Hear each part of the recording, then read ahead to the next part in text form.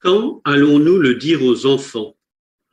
En tant que conseiller conjugal, ces quelques mots m'ont bien souvent serré le cœur, et j'espère qu'ils serrent le vôtre aussi.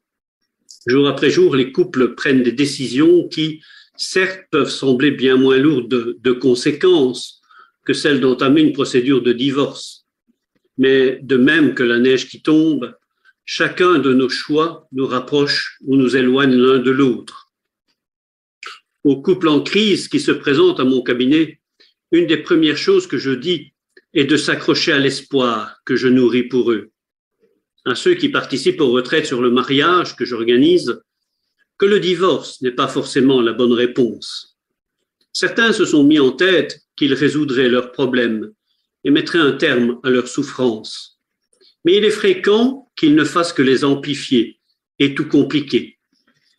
La meilleure chance de faire l'expérience d'un amour qui dure jusqu'à la fin de la vie est d'y travailler sans relâche, avec la personne à qui, voilà plus ou moins longtemps, on a décidé de dire oui. Je suis conscient que c'est loin d'être facile, je le sais parce que je suis passé par là. Dans les premières années de mon mariage, j'ai à maintes reprises crié vers Dieu. Pourquoi m'avait-il uni à une femme si différente de moi? Une femme qui se trompait sur tant de choses, du moins le pensais-je. Caroline et moi sommes maintenant mariés depuis 5 décennies. Oui, les premières années ont parfois été rudes, mais je comprends à présent à quel point elles ont été le terreau de ma vie et de mon activité d'aujourd'hui. Ma femme et moi avons une relation très riche qui s'est constituée au fil du temps et des épreuves. Jamais nous n'avons renoncé et je ne peux que m'en réjouir. Où que vous en soyez de votre vie conjugale, célibataire, marié, divorcé, j'espère que l'histoire que vous venez d'entendre vous convaincra qu'il y a beaucoup de puissance dans les choix, même les plus anodins, et beaucoup d'espoir dans un cœur tourné vers l'autre. Une personne n'a le pouvoir d'en changer une autre.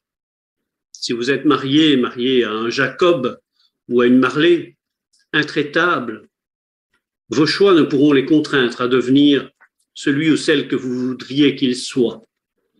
Au vrai, celui ou celle que vous voudriez qu'il soit n'est peut-être pas le ou la partenaire de vie dont vous avez vraiment besoin. Mais quand vous choisissez de modifier votre façon d'interagir avec votre conjoint, votre conjointe, la chimie de votre relation ne peut qu'en être changée. C'est un autre flocon de neige dans le poêlon d'eau bouillante.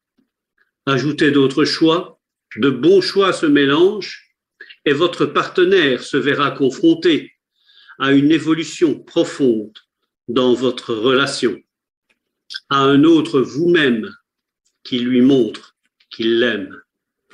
Je ne promets pas le bonheur à tout le monde. Ce que je peux promettre, c'est qu'un homme ou une femme attentionnée, qui fait l'effort de se rapprocher de celui ou de celle à qui il est marié, sera bien mieux préparé à discerner les bons choix